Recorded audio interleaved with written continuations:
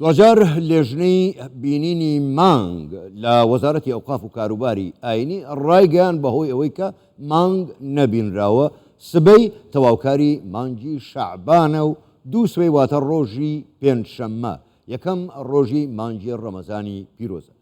بۆ قسەکردن لە سەر ئەم بابەتە و هەروەها ڕێنماییەکانی وەزارەتی ئەوقاف و کاروباری ئاینی لە مانگی ڕەمەزانی پیرۆزدا چۆن دەبێ ئێمە لەگەڵ میوانەکەمان هەندێک پرسی زیاتر دەکەین. میوانەکەمان زۆر بەڕێز نەبەز ئیسماعیل گوتەبێژی وەزارەتی ئەوقاف و کاروباری ئاینی ڕاستە و خۆل لە ستۆدیۆی ژووری هەواڵ لە لامان میوانە کاک نەبەز زۆر بەخێر بێن سپاس بۆ بەشداریکردنتان لەگەڵمان لەم گەشتەی ژووری هەواڵی کوردستان 24 جەژنی نەورۆزیشتان پیرۆز بێت. با لە ئەوەوە دەست پێ بکەین ینی ئێوە لە لێژنەی بینینی مانگ یاخود وەزارەتی ئەوقاف و کاروباری ئاینی پشت بە چ بنەمایەک دەبەستن بۆ دیاریکردنی بۆ نمونە دیاریکردنی یەکەم ڕۆژی مانگی ڕەمەزانی پیرۆز یاخود یەکەم ڕۆژی جەژن جا جەژنی ڕەمەزان بێ یان جەژنی قوربان بێ پشت بە چ بنەمایەک دەبەستن؟ بڵێ بەناوی خدای بەخشندەی میهرەبان نەورۆز بەدەناوتان پیرۆز بێت لە کارمەندانی کوردستان 24 لە هەموو بینەران لە هەموو خەڵکی کوردستان.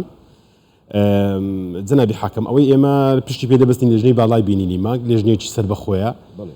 وەزارەتی ئەوقاف و کاروباری ئاینی سەرپەرشتی دەکات بێگومان بە هەماهەنگی لەگەڵ لێچەتی زانایان و ئەنجومەنی باڵای فتوای کوردستان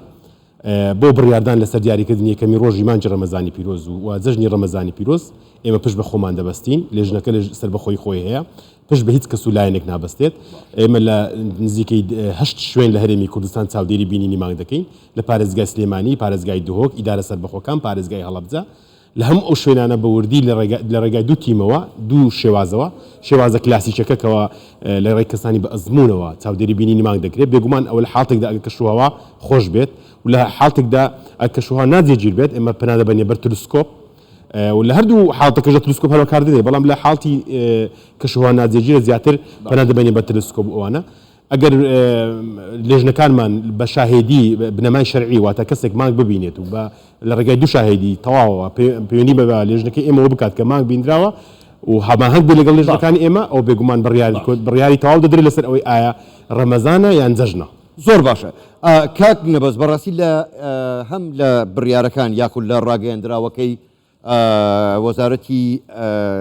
وەزارەتی کاروباری ئاینی ئەوقاف و کاروباری ئاینی یەک مەسەلە هاتبوو کە ئەوە مای سەرنجە بەڕاستی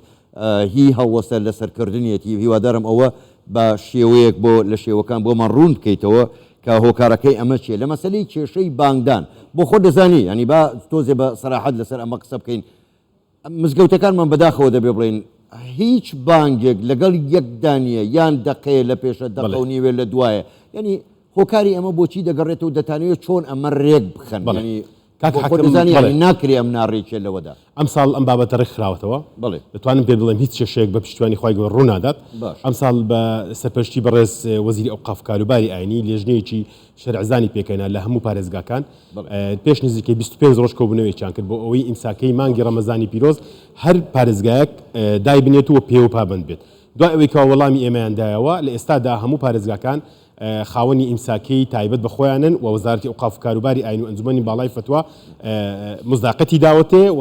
لە ڕێگای ئەو ئیمساکیەوە بانگ دەدرێت و لێرەشەوە ئاگاداری هەموو مزگەوتەکانی خۆمان کراوەتە هەموو بانگ بێژەکان کە پێگیری ئەو ئیمساکەیە بنکەوە لە پارێزگاکان دەرچووە کە ئەنجومەنی باڵای ئەنجومەنی فتوای پارێزگاکان دەری کردووە و لەسەر ئەو ئیمساکەیە دەبێت بانگ بدرێت و دەتوانم پێت بڵێمکەوە ئەم ساڵ لە قەزیی بانگدان لە هەرێمی کوردستان هیچ کێشەیەک نامێنێ بە ناوی دواکەوتن یان زووتر بانگدان هەمویان پێگیری ئەو بە ئیمساکەیە دەبن کەەوە وەزارەتی ئەوقاف و کاروباری ئاینی بۆ پارێزگاکان دایناوە. باش کاک نەبەس دیارە لەگەڵ ڕێز و حورمەتمانە ینی هەندێک کەسێ ناڵێن هەمووی هەندێک کەس هەیە کە دەتوانین بڵێن چاوچنۆکن مانگی ڕەمەزان بەکاردێنن لەگەڵ ئەوەی کە خەڵق موسڵمانە پابەندە بە ئیتاعەتی کردنی خوا و ئاینی ئیسلام و دەچن نرخی شتەکان گران دەکەن بە دیاریکراوی لەسەر خەڵکی هەژار بۆ ئەمەیان چ دەکەن ئێوە هەر تەنها بە داواکاری و نەسیحەت دەیکەن یاخود ڕێکاری تر هەیە کە دەیگەرنە بەر بۆ ئەوەی نرخی هیچ کاڵایەک زیاد نەبێت. بێگومان جەنابی حاکم خۆ دەزانیکەوە کۆنتڕۆلکردنی بازار و بازرگانی پەیوەندی بە پارێزگا و قایمقامەتی قەزاکانەوە هەیە بۆی کۆنتڕۆلی نرخ بکەن بەڵام ئێمە لە ڕێگای نووسراوێکی فەرمیەوە داوامان لە هەموو پارێزگاکان کردووە کەەوە سەرڕای ئەو هاتنە پێشی مانجی ڕەمەزانی پیرۆز تکایە ڕەچاوی نرخ و کوالێتی و بازار بکەن و ئەوانش بەڵێنیان داوەکەوە چەند لێژنەیەکیان پێکێناوە لە پارێزگاکان پارێزگا و ئیدارە سەربەخۆکانکەوە چاودێری نرخ دەکەن دایان ناوەلەوەی هەر کەسێکەوە لە مانجی ڕەمەزانی پیرۆز نرخ بەرز بکاتەوە بەڕاستی سزا دەدرێت ئەو لەلانی یەکەم لایانی دووەم ئێمە لە ڕێگای بۆردی باڵای دانانی وتاری ئاینی وتارمان تایبەت تەرخان کردو بۆی هۆشیاری بدەینە هاوڵاتیان کە گرانکردنی نرخ لەسەر خواردەمەنی بەتایبەتی چونکە خەڵک لە ڕەمەزانان زیاتر ئەوەی کە بەکاردێنێ زۆر خواردنە یعنی زۆر گرنگی بە خواردن دەدا هەموو زۆرەکانی خواردن هەر کەسێکەوە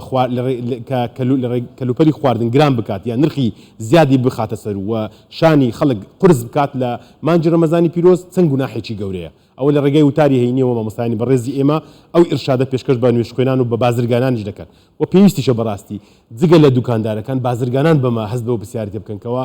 گرانکردنی نرخ یان گرانکردنی بازار چەند قورسایەکی گەور لەسەر شانی خەڵک دروست دەکات ئەنجا ئەو کەسە هەرچەند نوێژخوێن و هەرچەند ڕۆژوگر و هەرچەند خواپەرست بێت ئەگەر بێت و ئەمانە بکات ئەو بێگومان معلومە لای جەنابەتەوە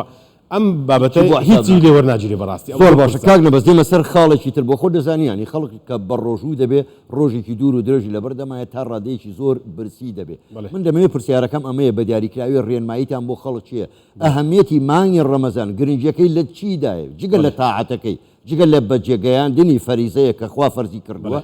بۆ ئەوەی کە تۆ هەست بە برسایەتی بکەیت ئەدەبینی لە سفرەی ماڵان ئەمەندەیان شت داناوە ئەمەندە زیادە ڕەویان تێکردووە دواییش بۆیان ناکڕێ هەمووشی فرێ دەدەن ئەمەش بۆ خۆی خەسارەتێکی ترە هەم لە گیرفانیان هەم لە ئەو سامانەی کە هەیە لە کوردستان ڕێنماییتان بۆ ئەوانە چیە ڕێنمایی ئێمە ئەوەیەکەوە خۆی مانجی ڕەمەزانی پیرۆز خۆی مانجی ڕەمەزانی پیرۆز فەلسەفەیە بەڕاستی مانجی ڕەمەزانی پیرۆز بە واتای نوێبوونەوە بە واتای سەداقەت بە واتای زانینی ئازاری بەرامبەر نەبوونی فەقیری دەستکورتی هەژاری یعنی خەسارکردنی ئەو خواردنە زۆرە ئەو هەموو خواردنە یعنی لەسەر سفرەدا دەندرێ و لەتوانم بڵێم 160 دەرژێ و خەسار دەبێت بەڕاستی ئەوە زەرەیەکی زۆر گەورەیە هەم لە خێزان هەم لە کۆمەلگاکە دەدرێت چونکە خەڵکیی زۆر هەیە ئەو خواردنێکەوە هاوڵاتیکەوە بەکاری نانی فڕێدا ئەوە نییە بیخوات بۆیە ئێمە لە ڕێگای ئەنجومەنی باڵای فتوای کوردستانەوە فتوای پێویست دەوبارەیەوە دەردەکرێت و ئیرشاد دەدرێتە هاوڵاتیان کەەوە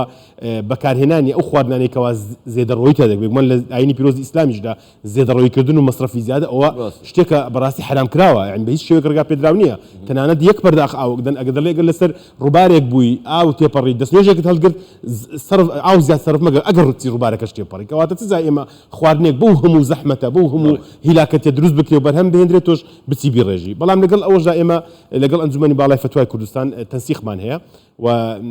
داوامان لێکردون کەوا فتوای پێویست دەوبارەوە دەربکەن و بێگومان ئەوانیش لە بیدایەتەکانی ڕەمەزان و لە ڕێگای وتارەکانی ئێمە لە ڕێگای وتارە تەلەڤیزیۆنەکانی مامۆستانی بەڕێزی ئاینی هەموو ئەو ئیرشادانە پێشکەش دەکەن ئەوەی کە گرنگە لای ئێمە ئەوەیە مانجی ڕەمەزانی پیرۆز بکەینە دەرفەتی ئاشتبوونەوە بکەینە دەرفەتی یەکبوون بکەینە دەرفەتی پەرەپێدانی خۆشەویستی ژیانی تەبایی نێوانمان ئەوە زۆر گرنگە لای ئێمە لای هەمومان زۆر باشە زۆر بەڕێز نەبەز محەممەد گوتەبێژی وەزارەتی ئەوقاف و کاروباری ئاینی گەلێک سپاس بۆ بەشداریکردنتان لەگەڵمان لە ڕێوەشەوە پیرۆزبایی گەرم لە تەواوی مسلمانانی کوردستان و گیان دەکەین بە بۆنەی هاتنی مانگی ڕەمەزانەوە سپاس بۆ بەشداریکردنتان لەگەڵمان مانگە بکاتە مانجی خێر و خۆشی و ئاشتی بۆ هەموو جیهان ئامین زۆر سپاس بۆ ئێوە